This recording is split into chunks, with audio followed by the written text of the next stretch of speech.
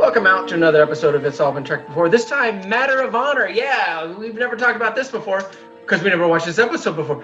Another Matter of Honor. You can become a Patreon supporter. Go to patreon.com/ABD. And we will honor you very much so, regardless of the level you donate at. We will honor you. It's a matter of honor. Go to patreon.com/IBD. Speaking of matter of honor, we're talking about it now. It's all been tracked before. Welcome out to another episode of It's All Been Trekked Before. No exchange program. It's just your regulars. This is Steven. Mendoc. Yeah, you look like Mendoc, but you're actually Keith. Oh, God. And Jimmy-Jerome. Oh, God.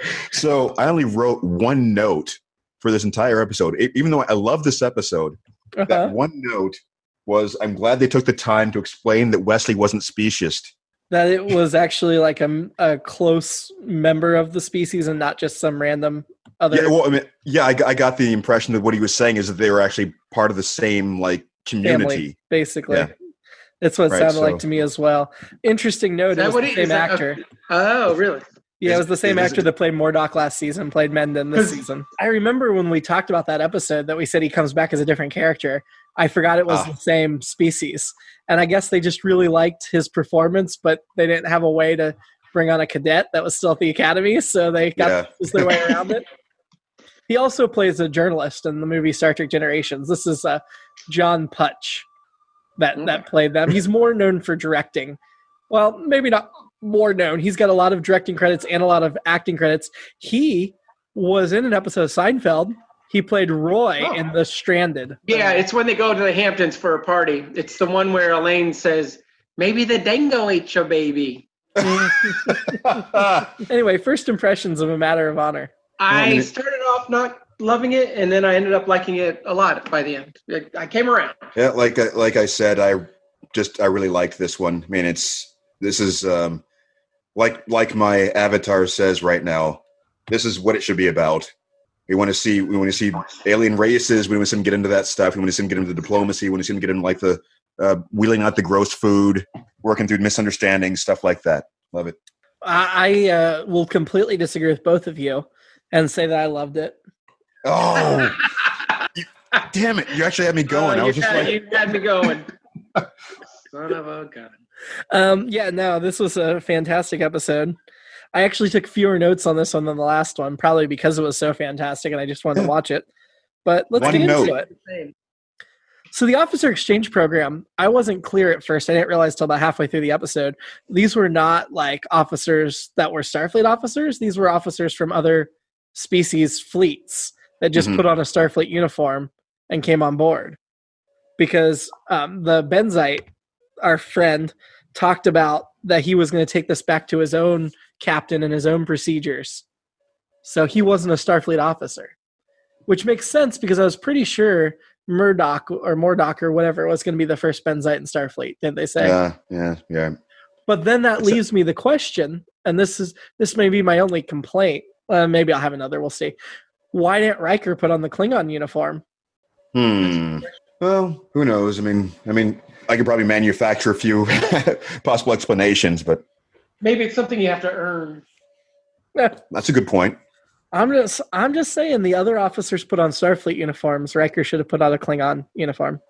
Well, we only saw the one example, too. We don't know what the Benzites usually look like, so maybe there was a reason why he had to do that. Well, we saw 4 officers come on board for that exchange program. Oh, okay. I was looking down there. And they were all wearing blue uniforms, and they might have all been ensigns. I'm not sure. They were all junior officers. So each one of them was a different species specifically for the exchange program, and none were just like.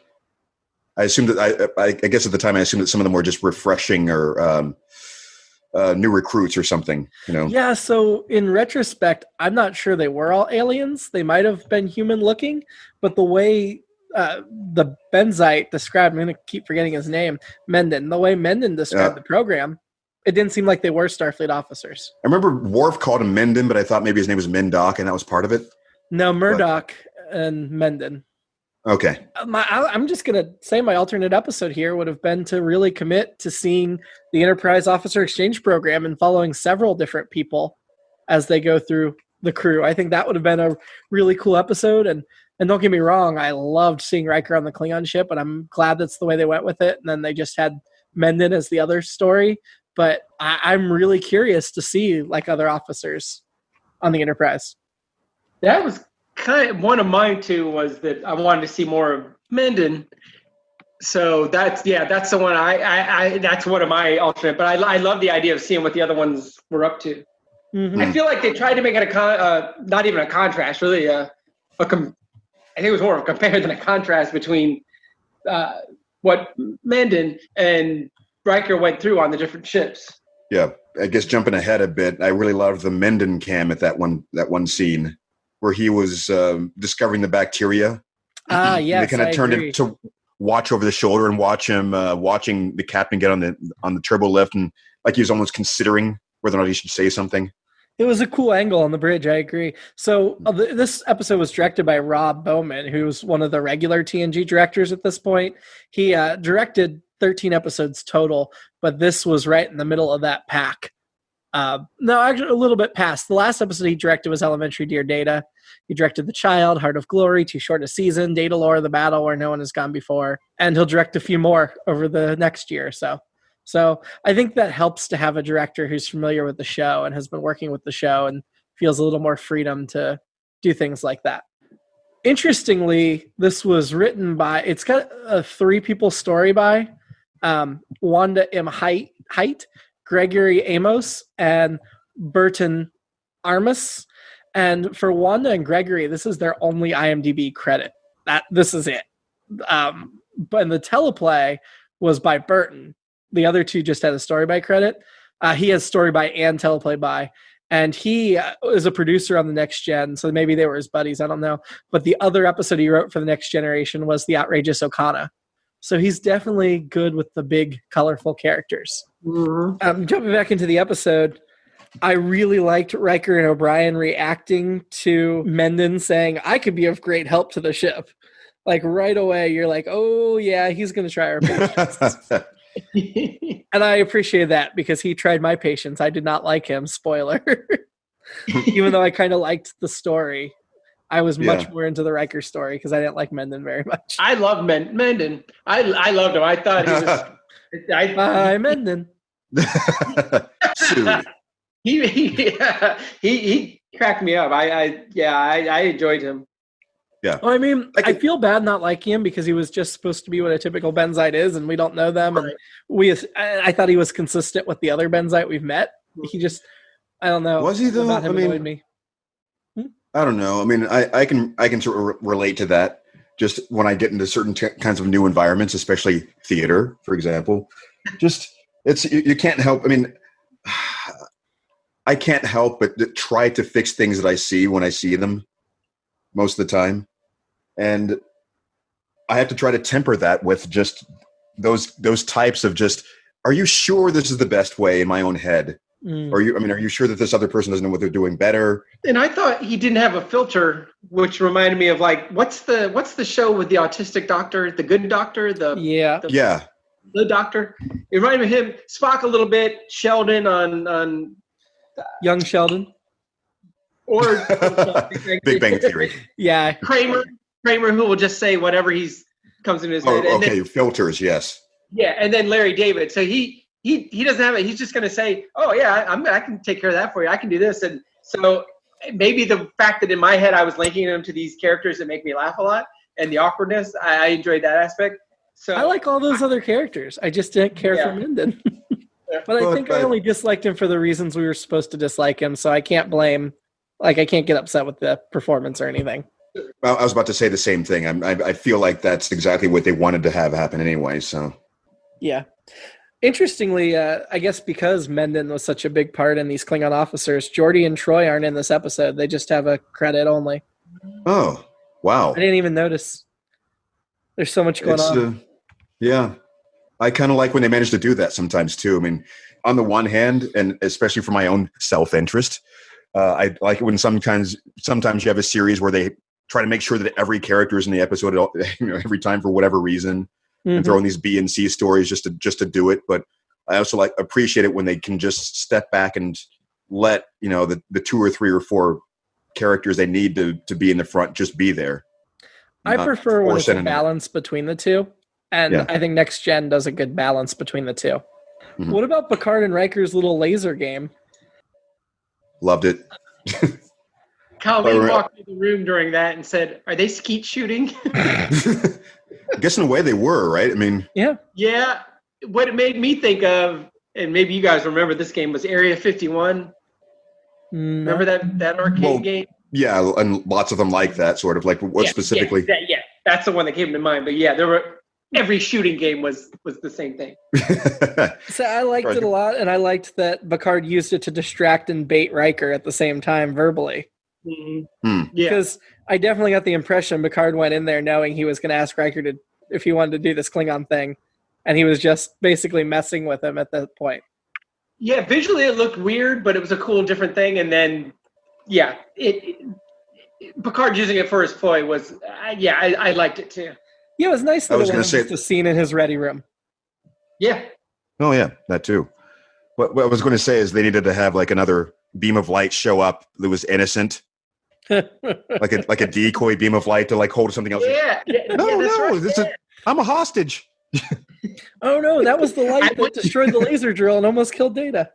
I went through that same thought process, Keith. I actually went through like, oh yeah, they used to have the civilians pop up. Actually, I think it was when I was explaining it to Colleen. I played Area 51. I know with my first wife, we would go and play it all the time because we like to shoot things together, but only in video games. So are you racist against certain types of light is what I want to know. Only light from the same cluster or geo group. So we get to we're talking, Worf and Riker are talking about the different aspects of the Klingon ship. And they're talking about this assassination rule. And it sounded like Worf was saying, if you're a junior officer, your job is to assassinate your superior officer. And at first I'm like, how does that work practically? Like, why would you always be assassinating that? Then wouldn't you have a lot of turnover? But I guess what it didn't make clear in that scene, but made clear as the episode went on, is you only assassinate if you have reason to. Right. It's the idea of showing weakness, and I think they kind of touch on that in the Maquis later in the Voyager, which I thought I loved in like that first season. In this case, this is what I was thinking of last week. I don't know if you're going to keep that in when they said that the captain was aging. Mm-hmm. I guess the idea is that he was showing signs of not being fit, and they just kind of sloppily threw that in there as this synopsis. I don't know who they got to write it or what, but I know that was a pretty bad synopsis that, he's aging, and that's why. I thought it was just bad judgment. I didn't think it was because he was aging. I didn't like that. Yeah. Right. And I think this is a theme, not necessarily the aging, although the aging, again, the deadly years, not last week's episode, but the deadly years going back to TOS. The idea of being unfit for command, how many times did that come up in the original series, whether it was a Commodore or something was wrong with Kirk and Spock? Even the Enemy Within, and this is why it's a great episode, even though it's a weird Jekyll and Hyde. Obviously on my second vodka without eating.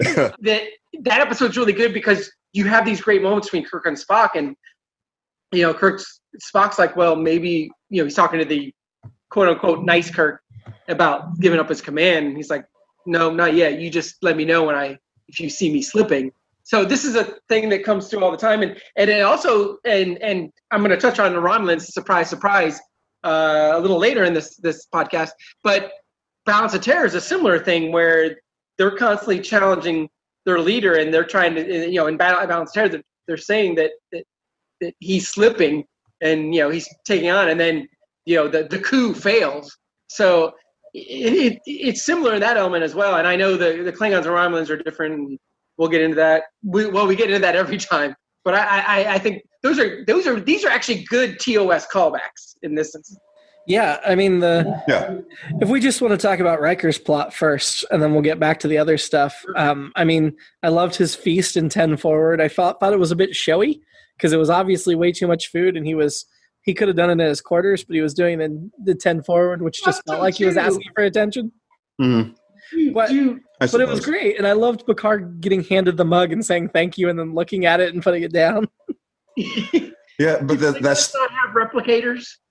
They do. I don't know why the kid he was being waited on, like they were cooking the food for him. couldn't they replicate whatever Earth food Riker would eat?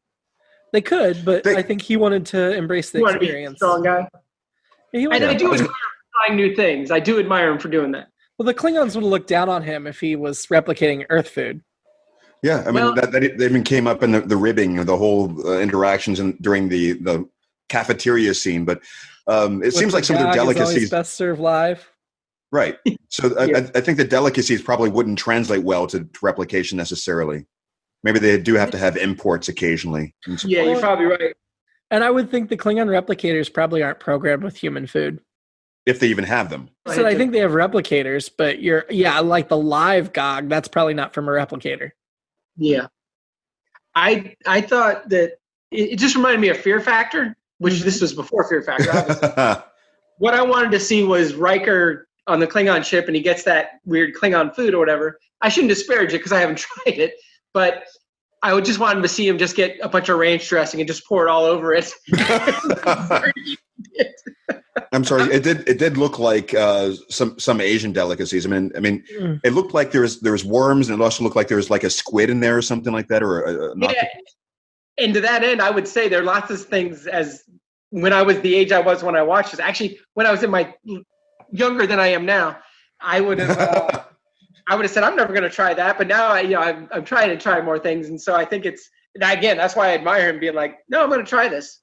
And it definitely looked like what he was actually putting in his mouth most of the time was like a deep fried piece of chicken or something. He wasn't putting the grossest stuff in his mouth.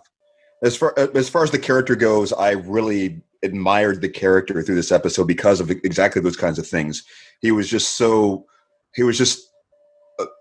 aggressively open-minded about trying these things. It was just seemingly fearless about doing that, and seemed to have a good understanding of did his research, was willing to do whatever he needed to do, and just. Well, and I think that's why they had the 10 forward scene to show like how Pulaski and Picard reacted to it, so we could set Riker aside and show his nobility and his curiosity. And I'm glad they didn't go for the cheap gag of having him like gag or puke on the food. Yeah. Well, and I think you guys already answered my next question, which is, was Riker not afraid because he's oblivious or just because he's Riker and he's a tough guy? I think because he's Riker. And I do think the spirit of curiosity and exploration were very much at play here. I don't think he was just acting tough. I think he really did want to feel what it was like to be a Klingon officer and learn. Go ahead, Keith. Sorry. Well, I was going to say that's exactly what I mean about like why I admired it, because it's easy to season 1 Riker to show him like putting his leg up on something or squaring his shoulders up at something. Yeah, squaring his shoulders up and going, I'm tough. But to really do something like this. It's sort of like a certain kind of humility along with it, which was really admirable. It's like being really willing to immerse himself. The only thing that I was disappointed in Riker, and I thought it was out of character, was when he asked, when Vecma, the female Klingon played by Laura Drake, who's best known for Cobra and the movie Ghost. She only has like 10 credits though. When she wanted to have sex with him, and he agreed jokingly, like he made that joke to get out of it, and then he actually looked scared when he was like, was she serious? And he didn't want to do it. I felt Riker would have went for it. Riker would have totally gone back to headquarters. I don't know about that. That's part of embracing the culture and learning about it. Some of it, I'm going to tip my hand, but I would have gone for it. Me too. I already put my crush of this episode in the spreadsheet, and spoiler, I would definitely have gone for it. Yeah, I initially last night when I got done watching, I quote unquote chickened out. But now and going back, I'm like, nope, I like that girl. I would see what she's all about. I like her. Well, because I like her style. I don't like the teeth. I mean, that was the gross out factor. That's kind of where I am. I mean, I'm sure. But other than that, like that aggressive Klingon spirit. Her style, I could look past that because her style and her joie de vivre. I'm not French. Je ne sais quoi. It's joie de vivre. Joie de vivre. Yeah, that's it. That I would have got around that. Well, I think we're already established on the record of liking those aggressive women. So this is true. We're married to aggressive women, or at least yes, strong women. I would say strong women. Yes, that's good. Strong women. while we're here, when Riker is on the Klingon ship, I wrote down it's a Klingon hot wings contest, essentially. I agree. I got that impression as well. And I think it's Vecma who says, "Not very attractive, but I will have him." Yes, I liked that. Title of my sex tape. God, just but no, on that. I mean, getting past the superficial things, as I was saying, just certainly, there was something intriguing about the way that if you're there and you're unencumbered, certainly Riker might if he'd been there for another week or two, I could totally see something like that having happened. But day one, like hour one, I don't think he would just jump right in there. Okay, that's a good point. Playing hard to get. That's a good point. I think Riker is open sexually and would have wanted to find out. They haven't really shown us like what Klingon mating would entail yet in this, like the Trek verse. I mean, they kind of hinted at some of it, I think, later on, like later seasons with Worf and Salar. Yeah, I don't know. And Dax, his wife. Yeah, absolutely. What I know is that you end up with a lot of broken bones, but right. But I'm saying if Riker knew enough, and he probably would have if he'd been doing this research, I think that it also shows that he would probably respect that there is probably some sort of precaution, or you should at least. That's not something you should do lightly. just to experiment. I don't think Klingons use condoms, Keith. I think Riker is doing what Kramer would call the timeless art of seduction. I loved just the banter of it all, just the way that they were all warming up to him, the shared laughter, just the I thought the jokes were genuinely funny. Yeah. So my favorite Klingon, Second Officer Clag, played by Brian Thompson. I hated his introduction of how he got beat up by Riker so easily. I felt like that was not within character and whatever, but I liked, and maybe he was actually doing it the same way Riker at the end, let the captain hit him so that Riker would fit in and feel, because he certainly was welcoming to Riker overall. That's a good point. That didn't occur to me, that maybe it's just a protocol thing. He realized that this person outranks him. It's not really about trying to necessarily best him, but is about letting him demonstrate what he can do. Yeah, and I didn't think about that till later. Actually, I didn't think about that till right now. But I now think maybe he let him, and that's cool. I liked the way they bonded and they understood each other. Now, Brian Thompson is going to play a Klingon helmsman in Star Trek Generations. He is going to play a couple other characters in Deep Space Nine. He's going to play an admiral in 3 episodes of Enterprise. So he's going to be around Star Trek for a while. I remember him best, I think, as Luke in a couple episodes of the first season of Buffy the Vampire Slayer.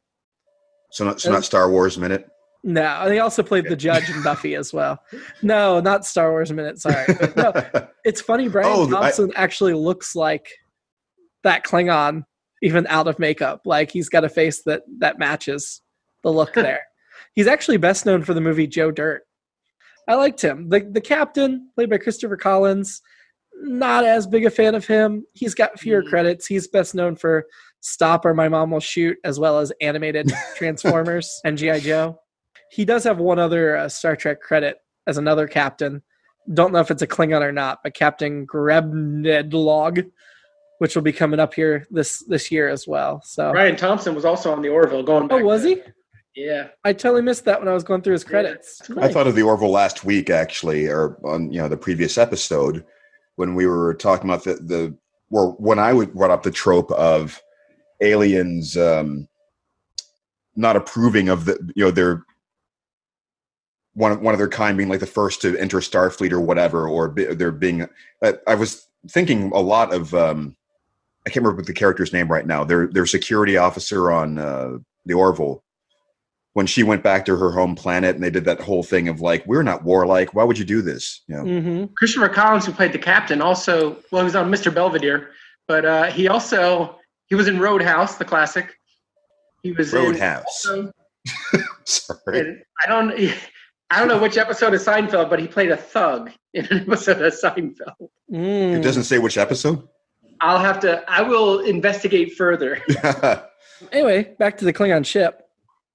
If not much is known about Klingons, how does Worf know so much? It's not like he was raised among them. That's a good Does he have like Klingon pen pals? Does he go into Klingon chat rooms? Huh. I also thought it was interesting the Klingons knew a lot more about humans than humans knew about Klingons, but I guess that makes sense because humans are open and Klingons aren't. Yeah, it feels like they play fast and loose with that. But I guess that explains it. The whole thing where they were talking about there are no old warriors, they all died with honor. First of all, that will be contradicted in the continuity as we move forward.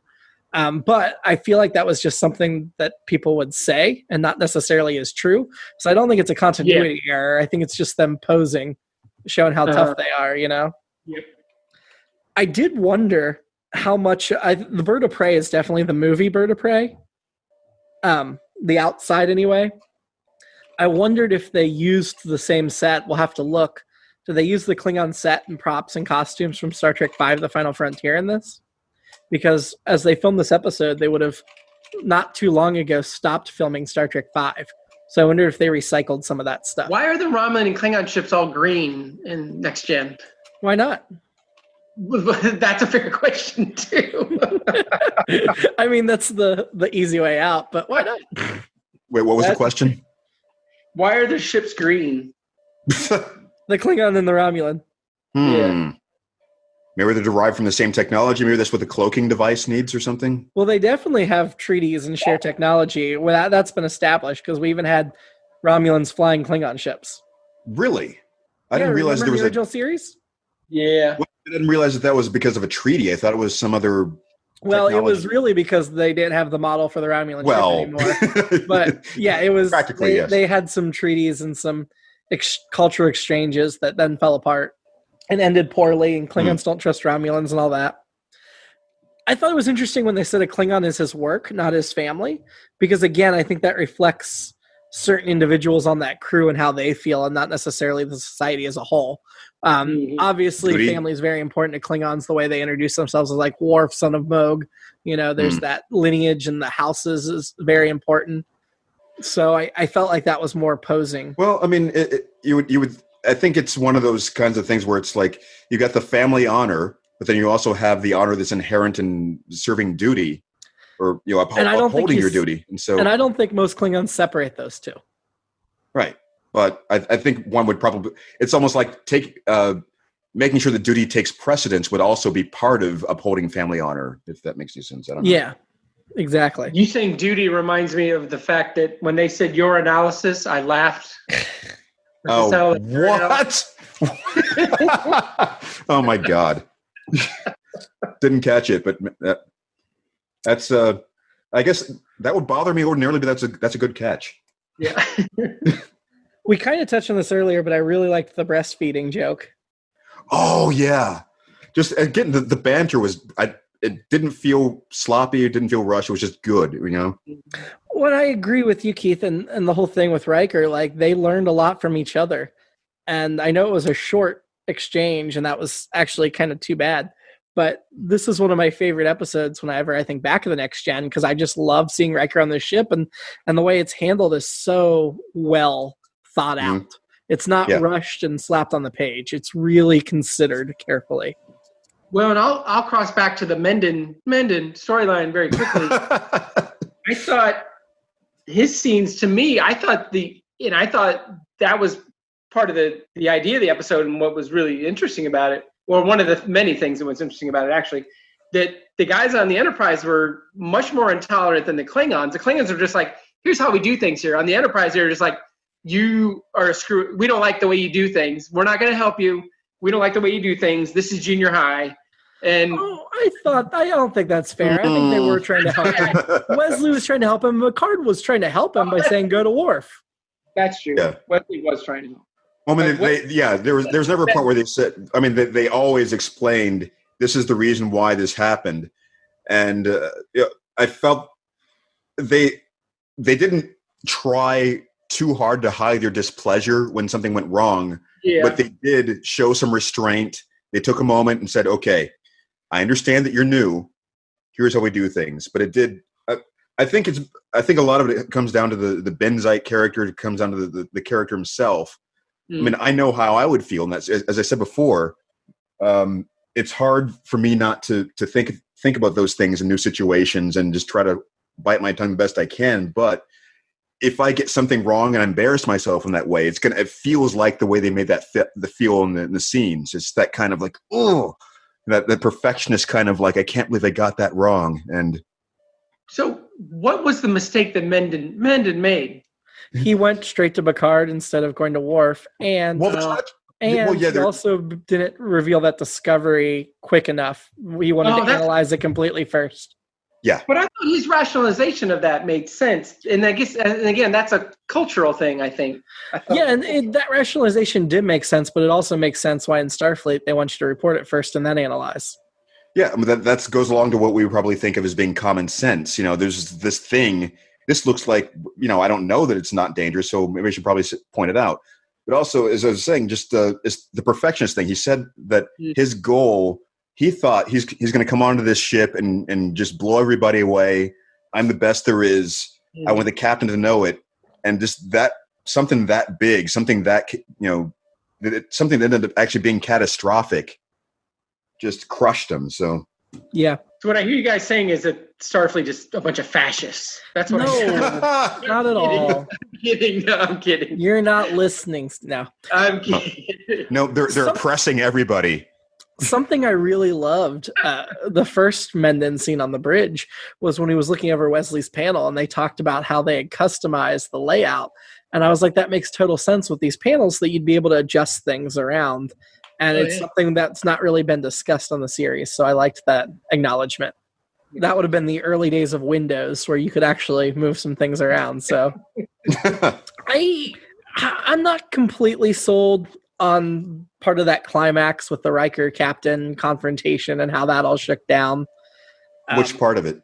Just the fact that the Klingon was so aggressive, blinded to everything else. Even though we've seen Klingons react like that before, there's usually some motivating factor, and that motivating factor wasn't made clear here. It was just like, oh, I'm just going to be aggressive about it. And then... So you would have preferred some sort of like past trauma or some bad experience? Yes. I don't know, I think that's where you come into the aging part of the synopsis. It's sort of like he was senile, for lack of a better word. But I guess my problem within the synopsis was it wasn't part of the episode. It was never mentioned that he was aging. It was never like part of the story. But I did like how Riker struck that balance of staying loyal to the Klingons while also upholding his oaths. And that stare really down. Like that.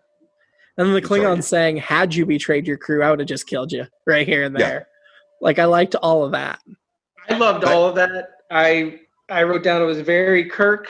It was very Enterprise incident to me. I loved all of that. I came all the way around from Riker.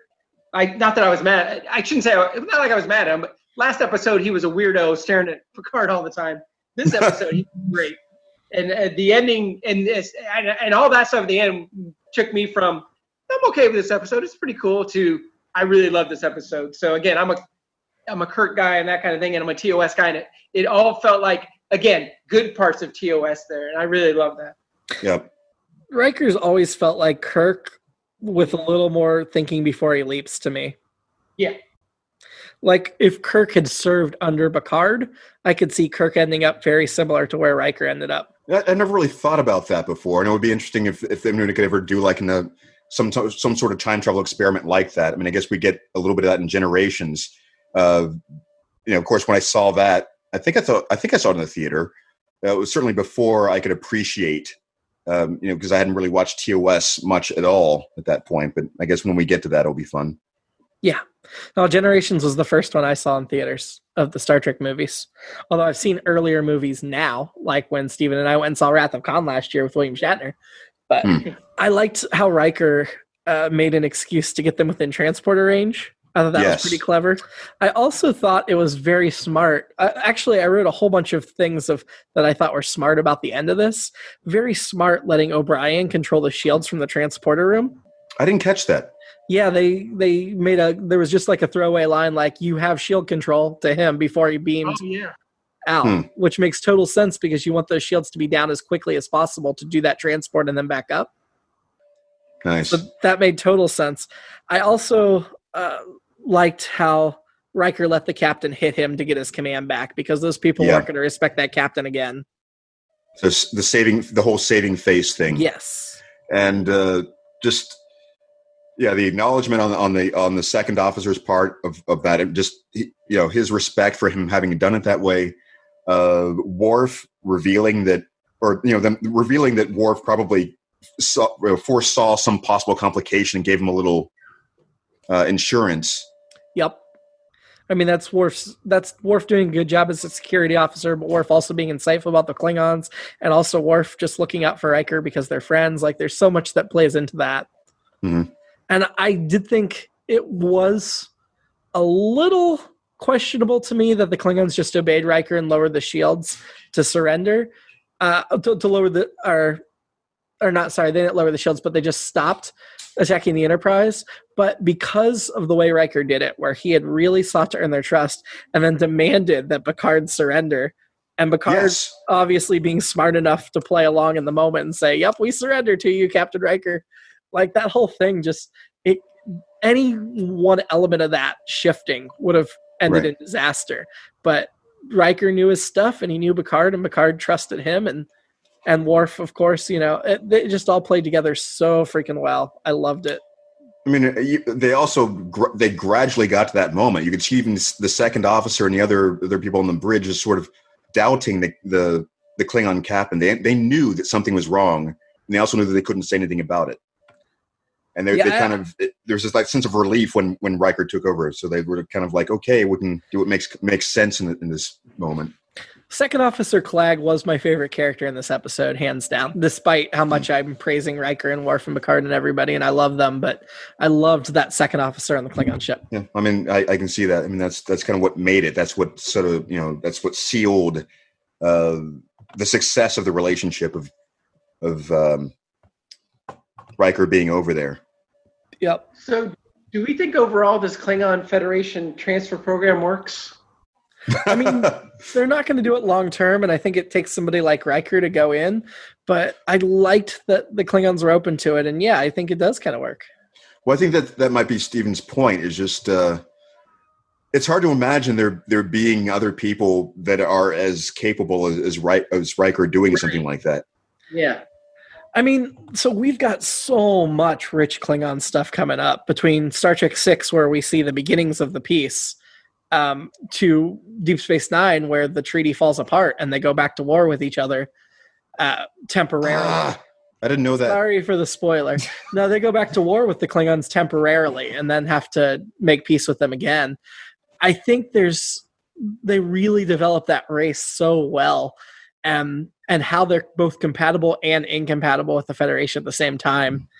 And the more the Federation adjusts to Klingon way of thinking, they learn it's the Klingons become more Federation-like over time, but the Federation becomes a little more Klingon-like too. And I really appreciate those giant arcs.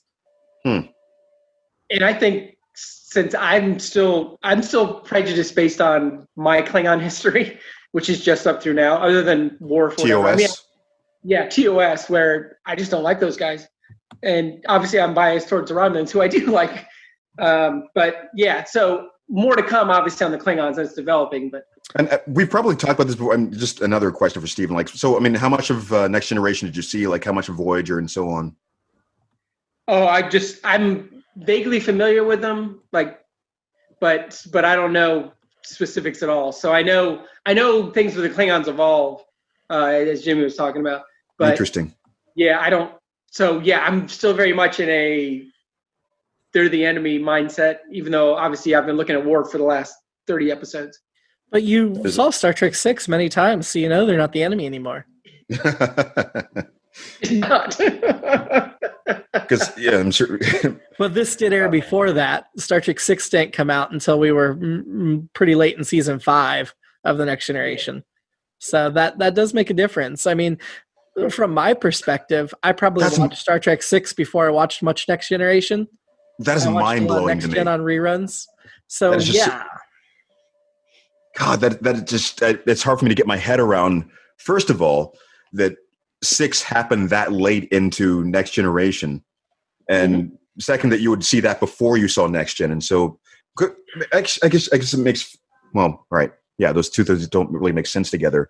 It just feels like all the TOS movies happened before Next Gen to me, I guess, when I think back. But And you know what, Keith? I probably misspoke because I don't know that I saw Star Trek. By the time Star Trek 6 hit video, Next Gen would have been like have a season left. And I watched some of Next Gen when it was on the air. And though, I remember watching Next Gen nightly at 7 p.m. Not every night, but like not on a certain night of the week.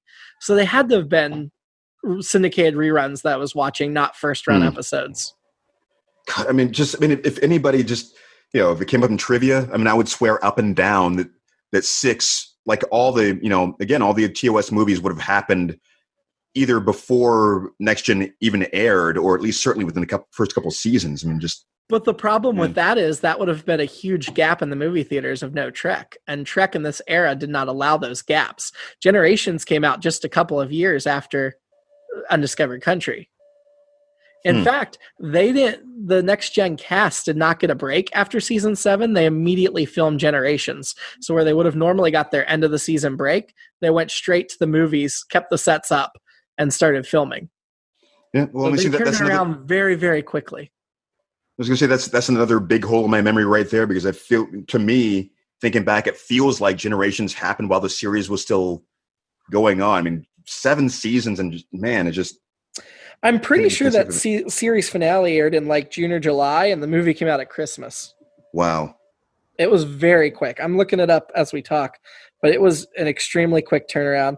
Yeah, they filmed All Good Things aired in May 1994, and Star Trek Generations came out in 1994. So, yeah, I'm pretty sure that was a Christmas movie. I'm looking for a specific date on IMDb right now. But they did not even give it. Yeah, it came out November of 94. So they gave it 6 months after the end of Next Gen before they had the crew in the movie theaters. Wow. Fashion. The Klingon uniforms were basically what we're talking about. You think they just borrowed them from the movies? Seems like it. Yeah. I think it's smart to reuse your costumes and props. I'm not faulting them for it. Yeah, and men didn't look exactly the same, obviously. So. Well, now, remind me when we watch Star Trek 5 in about a month, because we're 10 episodes away from Star Trek 5. I want to see if that Klingon Bird of Prey bridge is the same bridge from this episode. That's a good question, because I wrote down, I thought their bridge was in like the worst part of the ship. It reminded, it's like, we saw the Romulan ship at the end of last episode of the bridge, which was totally different from Balance of Terror and the Enterprise incident. And I thought the Klingons looked like they were I feel like they put it in like the bowels of the ship. So like, they'll never know this is where the bridge is. We'll never know. But yeah, like I love the pole going through there with obstructed view. It's like having bad seats at like a old baseball stadium or old basketball arena for that matter. I thought that was definitely a smaller bridge though than we saw in Star Trek 4: The Voyage Home. Yeah. Yeah. Which I kind of like that it was very cramped. Yeah. Starbase 179 is where they're going. So many star bases. That's a problem with this Federation. You let them start having star bases, all of a sudden they got one everywhere. There were two right across the street from each other. That's wow. That's fantastic. I was gonna make the joke that maybe it's just one of those. It's like when they give you starter checks. And they actually started on like Starbase 100 or something. That's right. Yeah. So it wasn't really. But we've seen some star bases with numbers under 100. So yeah, they just added a 1 to all of them. That's the way they did. There was one reference to Romulans, and it was. I thought one of the Klingons was like, "Yeah, Romulans jacked us up." I was like, "Yeah, Romulans getting it done." I can't remember who says it, but someone said a matter of honor. Oh, it was something about with the way they were explaining something to Riker, and he said it. I think it might have been the captain. It's a matter of honor. Wow. Yeah. Let's get to the rankings. Annoyance scale for Wesley, 1 to 10. It came close to getting to be a 2, simply because of the delivery of just the he had to come and talk Mendon down. Yeah, I'm giving him a 2. I think he was too nice. I gave him a 2 for the same thing. He seemed like a little bit of a weirdo. It's hard to deliver lines like that without coming off that way. I was almost at like maybe a 1.5 really, because I liked what they were doing with it. It's so hard to do. Give whole numbers. Don't make this more complicated for me. All right, fine, 2. Okay, he's a 2. Steven, who was your annoying character? Klingon captain, because I love Menon. I'm going with Menon, as I'm sure you knew I would. Keith? Yes. The captain. The Klingon captain. I just, obviously it was a device, and I'm able to overlook it because I just love the way the episode played out overall. But it was, it was like a Klingon Commodore just going crazy. That's a good point. Crushes of Star Trek. I know Steven and I are going for Vecma. Keith? Yeah. I can see it, but I'm Vulcan, really. You're going to stay with Silahar? Yeah. That makes sense. You're a Vulcan guy. I get it. It's fine. Yeah. Where do we want to rank the episode? I'm saying we're starting at the top, right? Yeah, I think so. So our top right now is Elementary Dear Data. Really? Yep. It's a great episode. I enjoyed it, but I thought for some reason there were so many more complaints at the time. Yeah, that's the way I remember. I think you're thinking of Dixon Hill. Maybe. I know we needed that one. Yeah, I think we really liked when we got into the deep sci-fi in that. Yeah, when we were talking about levels of consciousness and stuff. Really right. Yeah, okay, I can see that. I'm the one who I guess I always like the holodeck episodes, and I always like the Q episodes, or the godlike beings, and so I'm sure that's gonna. But. So what's number 2 right now? Then is it the child? Yes. Okay. This had to be better than that. Yeah. Yeah. So are we going above or below Elementary Dear Data? I mean, I agree that's a tough decision. I had the same reaction Keith did. With like, wait, what? Oh, well, now that I think about it, so I'd probably go 2. You go for this number 2? Yeah. Oh God, it's so hard because I think I'm going to go number 1 and make Keith decide. Yeah, episodes. I'm going to say 1 because I feel like we had to talk ourselves into Data. I mean, there's some things we liked about it, but this one was just like no question we loved it. Just. Mm-hmm. So I think there's a good argument to be had for Dear Data being in first position because I do think it explored some truly good questions. But this was so much fun. I mean, that one was fun too. Yeah. But Riker on the Klingon ship is about as fun as you can get. And they had really well thought out how this would work and what the character interactions were and everything. And again, you actually do get back to the heart of Star Trek of exploring strange new life and understanding it. So to me, that makes the recipe for a pretty much perfect episode here. And then Vecma puts it over the top. Yeah. I'm not going to be mad if this is number 1. I can say that. I think that's where we landed because Keith wants it number 1 and I left it up to him. So yeah, the episode was just okay. It's number 1. Number 1 with a bullet. It was the best worst episode we've seen. No, it was wonderful. So we are moving on. Number 9, episode 9 next week is one that is extremely important to Star Trek Picard that recently came out.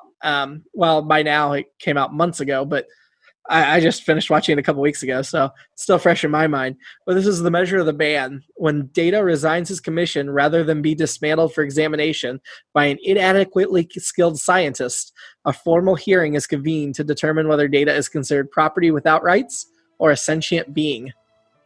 This sounds really familiar. Universe Journey may have done a similar story. I'm not. I won't say yes or no. It is familiar. I don't remember the episode well, but I think it was pretty darn good. I do see in the pictures IMDb, Pulaski gets a chance to speak, which I'm very curious to see what she's going to say because she's such a Data hater. But we get a Commander. Oh, don't you mean Data hater? Oh, that was just props, Keith. Props. That was beeping awful. I was saying. No, that was great. Bruce Maddox, who's the inadequately skilled scientist, is a key player in Star Trek Picard. So I'm excited to get this early look at him because I didn't remember him very well when I was watching Star Trek Picard. So, that's where we are. Until then, live long. And prosper. And sleep. Unless you're aging. Women. Oh. If you're aging, Yes. even more Yes. sleep with Klingon women. That's a good way to go. I suppose.